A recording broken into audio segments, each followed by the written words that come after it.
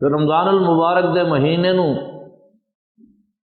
نسبتاں نے کئی بزرگاں دے نال، مثلا حضرت امام حسن جو نواسہ رسول نے صلی اللہ علیہ وسلم، انہاں دی ولادت باسعادت رمضان المبارک دے مہینے وچ ہوئی۔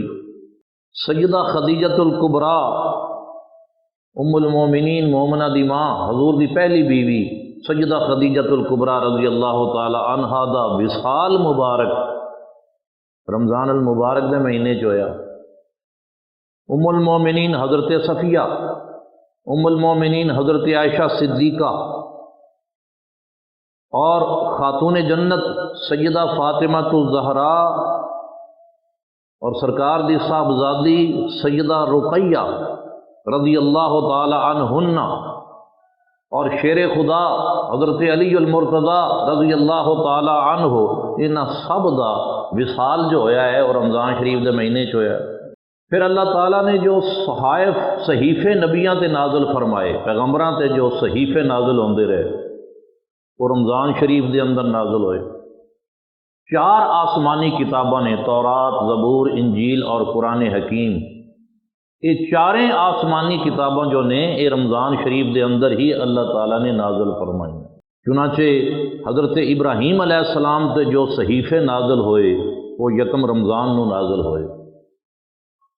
حضرت موسیٰ علیہ السلام تے جو تورات نازل کیتی گئی وہ رمضان شریف دے 6 تاریخ سی، 6 رمضان المبارک نو تورات دا نزول ہویا۔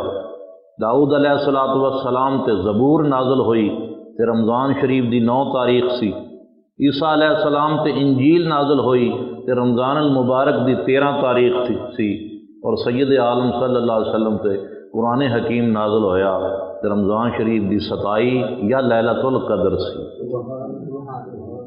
تو سارے صحیفے تے ساری آسمانی کتاباں وہ نازل ہو رہی نے اس ماہ سیام دے اندر، ماہ مبارک ماہ رمضان دے اندر۔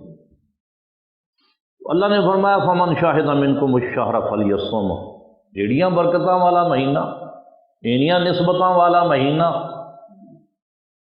جدو کوئی تواڈے وچوں اس مہینے نو پا لوے تے او اس مہینے دے روزے رکھے، اپنی مرضی نہ کرے، رب دی مرضی تے چلے کہ روزہ ہر مسلمان عاقل بالغ مرد و زن تے امیر غریب تے فرض کر دیتا گیا۔